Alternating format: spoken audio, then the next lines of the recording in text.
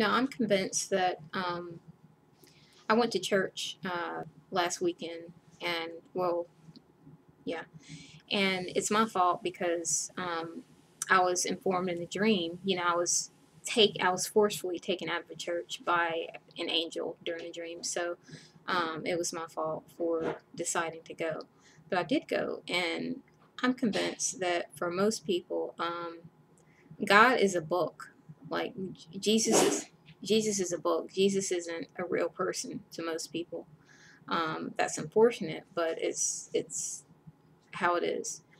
Because when people worship God, it's in churches. It seems like it's done in a very ordered, very predictable way. It's a routine. It's something people do every Sunday. They go through the motions. They read the Bible passages.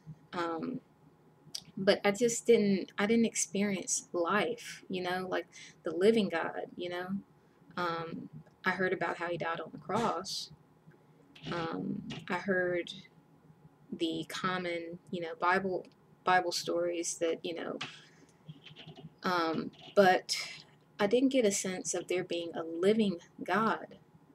And that was very disturbing because when there's not a living God, then there's no one to judge your actions. And it's perfectly okay to sin all during the week and then come to church and thank God for your new car, or thank God for your whatever material thing that you gained that week, and stand up and thank God for that. But that's what happens when God doesn't exist for you. When God doesn't exist for you, then there's no connection but a physical one. There's no connection but, a Bible. There's no connection but, what material advantages have I gained this week? And, the church, is a very disturbing building. And it is a building, it's not fluid. You can't pick it up and move it. You can't grow with it really. Um, it's a routine. I'm convinced of that. It's a routine. And the angel who came to me in my dream and took me out of the church did it out of love. And